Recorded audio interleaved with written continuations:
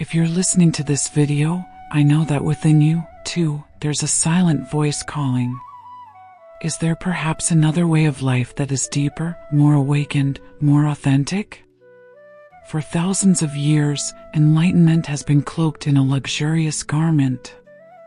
It seemed to be reserved only for hermits, for saints living in caves, detached from the world.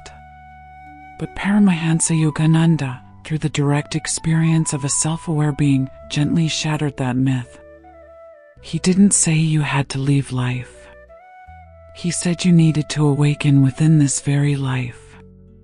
Enlightenment, according to Yogananda, is not a state to be attained in the future, but a forgotten realization. And what prevents people from achieving enlightenment isn't a lack of intelligence, but the repetition of the wrong thing every day in their minds. Have you noticed? Every day you are repeating old stories about yourself, familiar anxieties, collective fears, limited identifications. I am this body. I am this thought. And then you wonder why you are still not free. Yogananda once said, in the spirit of the ancient Upanishads, man is not bound by past karma, but by consciousness being maintained in the present. So the question is not, what do you believe? But, what are you repeating in your consciousness every day? The intentional repetition of consciousness. One of Yogananda's profound yet often overlooked teachings is, your consciousness is shaped not by rare moments of ecstasy, but by the things you silently repeat each day. Here, we need to understand clearly. Repetition is the continuous cultivation of a frequency of consciousness. In the Yoga Sutras, in the Bhagavad Gitas, in the Vedanta, this principle appears in many forms. Abhyasa, continuous practice. Smriti, remembering the true nature. Dhyana, maintaining uninterrupted awareness. Yogananda did only one thing. He simplified the truth so that modern people could live with it. When he spoke of repetition, he wasn't telling you to repeat to become someone else. He was guiding you toward shedding layers of false identity. The number 30 times a day is not superstition. It corresponds to a neural cycle, a rhythm of restructuring mental habits, and more importantly, a constant reminder to avoid falling asleep in the ego. Do you know why people suffer? It's not because they lack meditation, but because they are meditating on the ego all day long. They repeat, I am hurt. I am not enough. Life is against me. Yogananda points out a shocking truth. If you repeat God, you become God. If you repeat the ego, you are imprisoned in the ego. But he also warns, repetition without mindfulness only creates a more subtle prison. What to repeat is not the word. It is the state of awareness. There is a major misunderstanding I see many people on the spiritual path making. They believe that, just find the right phrase, the right mantra, the right positive affirmation, and repeat it enough times, and enlightenment will happen. Paramahansa Yogananda never taught that. He did not deny the power of words, but he emphasized something far deeper. Words do not create enlightenment. The state of awareness that follows the words is what transforms you. If it were just words, a recording device could achieve enlightenment. So what is what to repeat really? It is not the phrase, I am the light. It is not, I am the immortal soul. It's not about, I am one with God. Those phrases are just pointing fingers. What Yogananda wants you to repeat is the constant return to the position of the one who is aware. 1. Self-realization is not knowledge, it is a change of position of existence. In Vedanta philosophy and in all of Yogananda's teachings, self-realization does not mean knowing more information about the soul, believing that you are the soul, or building a higher spiritual self.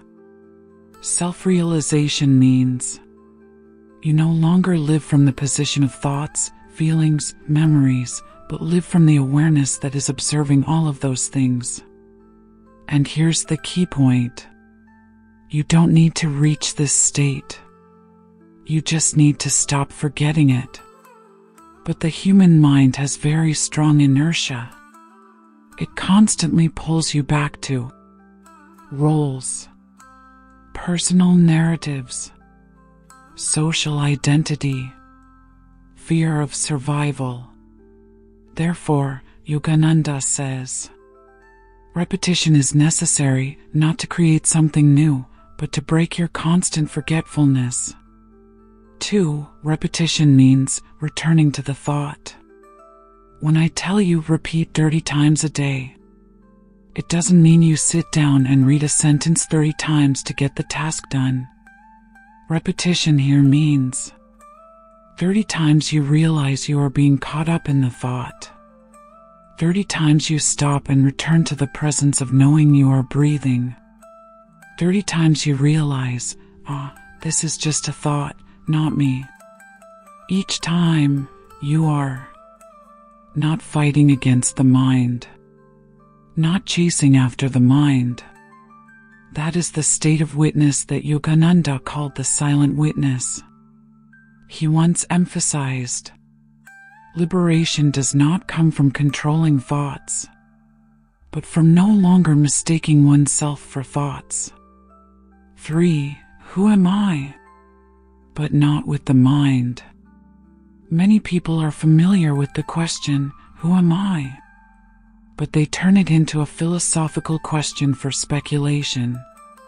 Yogananda, along with Ramana Maharshi, points out that this question is not meant to be answered, but to bring down the person asking it. When you repeat the return, before thoughts, before emotions, before reactions, you are silently repeating something very profound. I am not the thing that is appearing, I am the space for appearance. There is no need to say that out loud. Just live from that position, even if only for a few seconds. And when you do that enough times a day, the ego begins to lose control without being destroyed. For why is only the state of awareness the path to true enlightenment? Because every word belongs to the mind. Every concept is in time. Every image of I am enlightened is a subtle illusion. Only pure awareness is timeless, formless. No need to become. Yogananda calls it the ever-existing, ever-conscious, ever-new joy. And the paradox is, you cannot attain it. You can only stop moving away from it. That is why repetition is necessary. Not the words, but the return. The cosmic mechanism behind repetition. The law of vibration, the law of resonance, the law of identity. Now, I want you to understand something very important. What Yogananda teaches is not just psychology or philosophy, but the cosmic science of consciousness. It is no coincidence that repetition has such power. It operates according to the fundamental laws of the universe. 1. The law of vibration. You do not live in the world, you live in frequency. According to the Vedas and reinterpreted by Yogananda for modern times, the universe is not made of matter, but of the vibrations of consciousness. Every thought has a vibration. Every emotion has a frequency. Every state of awareness has a field of influence. When you repeat anxiety, you reinforce the vibration of fear. Resentment, you anchor yourself to the frequency of the victim. Awakening, you elevate your entire field of consciousness. The important thing is, the universe does not respond to please. The universe responds to stable frequencies. Repetition creates vibrational stability. A moment of awakening is beautiful, but 30 moments a day create a new vibrational field. 2. The law of resonance. You attract not what you want, but what you are. Yogananda repeatedly emphasized, man does not encounter God by begging, but by becoming like God's nature. When you continuously return to the state of observing, non-reacting, non-clinging, you are resonating with silence, natural intelligence, unconditional love. And then, people change, circumstances change, randoms happen, not because of miracles, but because your frequency no longer matches the old reality. 3. The law of identification. You become what you identify with long enough. This is the deepest and most dangerous law if not understood. People suffer not because of the world, but because they identify with roles, memories, and traumas for too long. Yogananda said, suffering does not come from experience, but from the wrong identification with that experience. When you repeat the witness state, even for just a few seconds, but many times a day, the identification begins to shift from I am the one suffering to the suffering is being recognized. And when there is no one left to suffer, the suffering dissolves on its own. This is not philosophy. This is the mechanism of liberation. For why does small repetition lead to great awakening? Because the ego is sustained by unconscious repetition. Enlightenment is revealed by conscious repetition. No fighting is needed. No destruction is needed. Just stop fueling illusion. Yogananda has given you a very compassionate path. No forcing, no denial, no running away from life. Just remember who you are often enough. The practice of repeating 30 times a day in the spirit of Paramahansa Yogananda. I want to make this clear to you right from the start. This is not a technique to become special. This is a way to stop forgetting yourself. Paramahansa Yogananda never encouraged forcing the mind. He did not build the path to awakening on rigid discipline, but on gentle yet persistent remembrance. 1. Understanding the number 30 times correctly. 30 times a day is not 30 times of serious meditation, 30 times of chanting, 30 times of trying to create sacred feelings, but rather 30 times you awaken from a state of unconscious oneness. Some days you might do it 40 times. Other days only 7 to 10 times. That's okay. Yogananda emphasizes consistency over quantity, but the number 30 serves as a reminder, a framework of awareness, an inner commitment to yourself. 2. The core practice, informal, can be applied throughout the day. I divide this practice into 3 levels because humans live simultaneously in 3 dimensions: body, mind, consciousness. Level 1. Stop, realize. Whenever during the day you realize you are getting caught up in thoughts, reacting strongly, losing connection with the present moment. That is a time of practice. You only need to do one thing. Pause for 3 to 5 seconds and realize, I am becoming aware of this. No analysis, no correction, no judgment. Just realize. This is the act of cutting the unconscious stream, not by violence, but by light. Level 2, returning to the body, breath, feeling. After realizing, you gently feel the breath going in and out. Feel the weight of your body. Feel the presence in your chest, in your abdomen. No need to breathe deeply. No need to adjust. Just feel. Yogananda teaches that breath is the thread connecting the body and the soul. Each time you feel your breath with awareness, you are bringing consciousness from your head down to your heart, from thinking about living presence.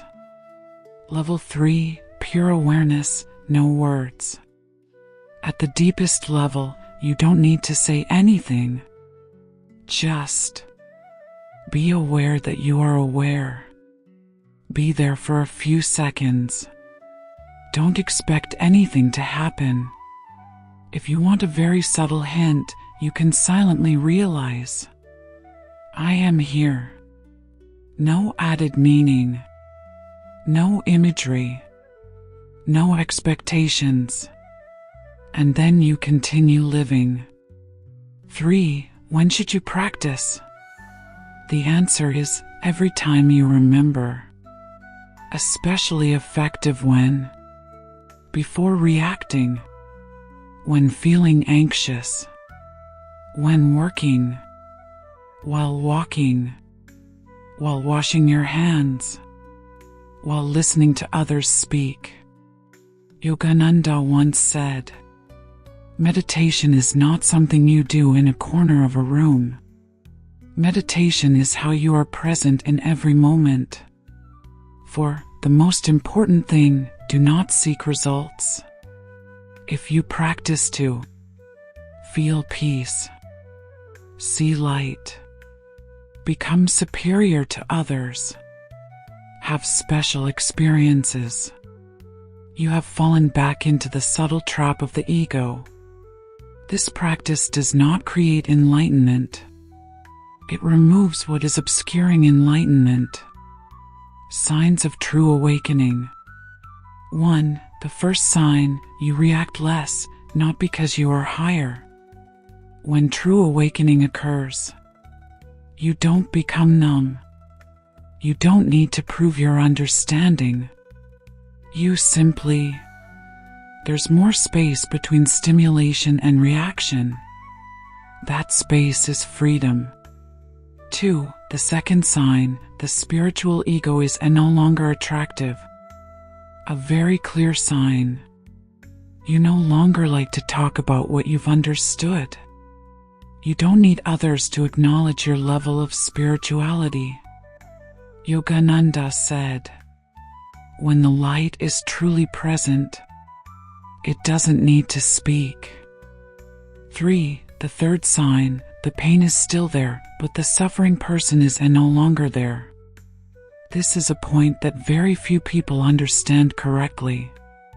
Awakening doesn't erase emotions. It erases identification with emotions. You are still sad, still in pain, still disappointed.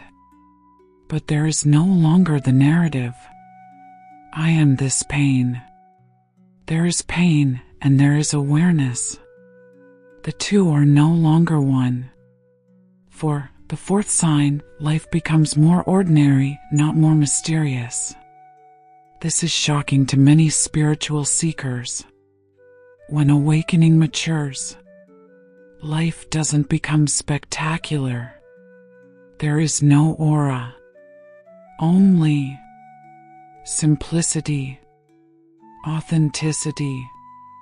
Full presence in what is. Yogananda calls this the sacredness of everyday life. 5. The final sign, unconditional love, but not dependent. You don't love because you need it. You don't give to be recognized. You don't sacrifice to be acknowledged as good. You love because there are no longer rigid boundaries between I and the other. This is not an emotion. This is a state of being. Namaste.